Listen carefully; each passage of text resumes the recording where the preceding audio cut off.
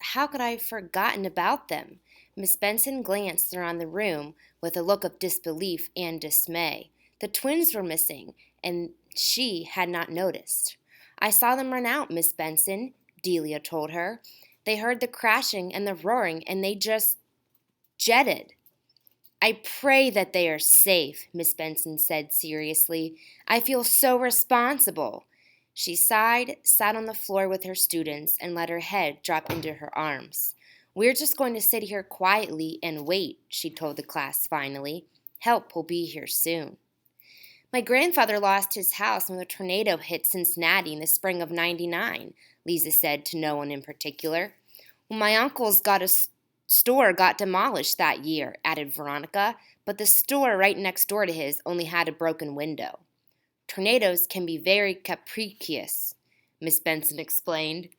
I remembered lots of tornadoes coming through here over the years, even when I was a kid. Some houses would be destroyed, while others were untouched. I hope my house is okay, whimpered Kristen. Everyone grew quiet. Delia figured everyone was thinking about the same thing. Gradually, the dark sky beyond the broken windows started to brighten. Outside, Delia could hear the sounds of sirens, helicopters, and muffled megaphone voices shouting. At least a half hour passed, Delia figured, maybe longer. Students sat closely together, whispering softly, afraid to move too much, afraid of broken glass or loose ceiling tiles. Delia kept watching the door, hoping to see it open, and Yolanda come bounding through with a smile and a tall tale. Finally, she heard voices and footsteps and the sound of large objects scraping together in the hall outside the door. Anyone in there? A muffled voice called out. Yeah, there's a bunch of us in here, Delia yelled, swinging open the door to face a fireman dressed in rescue gear, the most beautiful sight she had ever seen. Anybody hurt? The fireman asked. Your teacher here? Yes, everybody is fine.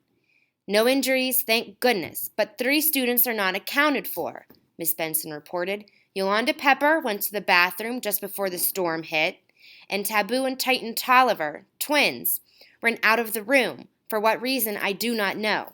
How bad is the rest of the building? The damage is pretty serious. It's going to take a while to make sure everybody is out safely and we have an accurate assessment, the fireman replied. What about the rest of the city? Delia asked. Everybody here is scared. Most of the damage is in the few blocks right around the school, although there are trees down all over the city. It looks like the school took a direct hit. The first weather reports are saying that the twin twisters hit the school today. That's why there's so much damage, the fireman said. Twin tornadoes? Delia whispered in quiet amazement. Freaky. Let's see if we can all get you out of here, the fireman said cheerfully. I want you to form a human chain, he told the class. Each one hold the wrist of the next one, and we'll march out of the building together. We've cleared a path for you through the rubble. Randy grabbed Delia's wrist, and they headed out with the others. The scene in the hall was almost impossible to believe. They stepped carefully through what just hours before had been scuffed hallways, but now looked like a bomb scene. The light fixtures in the ceiling were now shattered glass on the floor. What had been plaster walls, painted with what Delia called the ugly schoolhouse green, now lay in huge chunks on the floor, decorated with wires, pipes, and dirt. The lockers, in this hall at least, Delia noticed with a grim smile, stood tall like sentinels, undamaged and unmoved. Several other chains of students were making their way through the hall, led by firemen who carefully escorted them out of the building. Delia searched every line for Yolanda, but didn't see her among the crying, shaken kids. She did not see Titan or Taboo either. Delia could see, a few feet ahead of them, the front entrance of the school, where the metal detectors had stood this morning. It was now a gaping hole. The students walked in their chain, led by the firemen, through the hole and into what had become a bright and sunny day. The sky showed very little sign of the anger that had exploded from it so recently. The firemen led them to a spot on the grass across from the street from the school. Wait here until the paramedic team can come check everyone out, he said to Miss Benson. Keep them all together so we can account for each child and connect these kids with their parents. You got it under control?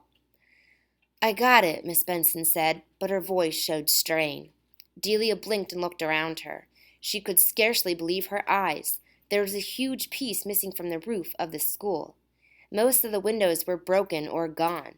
The front door had vanished. Ambulances, fire engines, police cars, and now, she noticed, news camera trucks filled the small street where the school stood. A few kids had cell phones and were calling their parents. Hundreds of people ran about, students looking for siblings, teachers and administrators, and police officers trying to establish some sort of order. Delia and Randy watched Mr. Lazaro, his hair covered with plaster dust, megaphone in his hand, run all over the area, comforting sobbing students, directing volunteers to aid stations, and reassuring parents who had started to arrive, fearful and frantic. It was chaos, and nowhere in that confusion could they see Yolanda. Do you think she's okay, Randy? Delia asked. Even though they were sitting very close together, Delia felt cold and clammy. I'm too scared to move, but I feel like I ought to be over there looking for her. She's gonna be fine, Randy assured her. She's probably sitting up in one of those fire trucks, using the rear view mirror to comb her hair. Delia giggled a little, but she found she was trembling. Do you think anybody got, killed? She asked Randy. Well, it looks pretty bad, but I don't see any smoke or flames. I guess that's a good sign. Looks like the roof got the biggest hit, from what we can see here, and I don't think there's any classroom directly under the part, just the library, so there's a good chance that everyone got out safe. Even Yolanda, he added to soothe her. At that moment, a policewoman with a computer printout stopped by the area where the class huddled together around Miss Benson. Any injuries? The policewoman asked in an official tone. Fortunately, none, Miss Benson reported quietly. Any missing students? The policewoman continued without looking up from her clipboard. 3. Yolanda Pepper, Taboo Tolliver, Titan Tolliver, Miss Benson reported as she continued to scan the crowd for her missing students. Is this your class list? The officer asked Miss Benson as she pulled a sheet from her clipboard.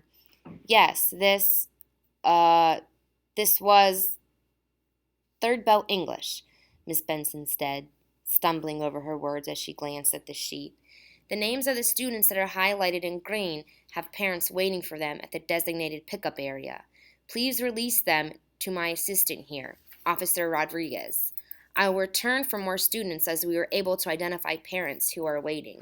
It's a long process. Please be patient. Miss Benson called the names of about half the students who gleefully went with the officer to be reunited with their parents. When Lisa's name was announced, she shouted, Hallelujah! Randy's and Delia's names were not called.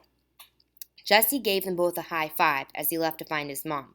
Tell Yo-Yo that this is what happens when you try to flush those school toilets.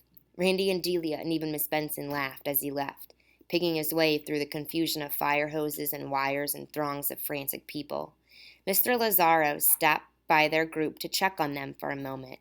He looked worn and frazzled. Cincinnati's had a lot of tornadoes over the years, but this is the first twister that's ever hit a school during school hours, he commented to Miss Benson as he gave the students candy bars that had been donated by the drugstore down the street. I guess we've been lucky, she said quietly. We need luck as well as blessings today, he replied emphatically. I'm really worried about your 3 missing children. A firefighter called to him, and he hurried away. Over the next hour, more students were located and reunited with their parents. The crowds diminished, and the frenzy lessened a bit. At the next sweep by the policewoman, all but 6 of Miss Benson's students were taken to join their families. Yolanda seemed to have disappeared with the wind. Where's your folks, Delia? Randy asked. My mom had a meeting in Columbus this morning.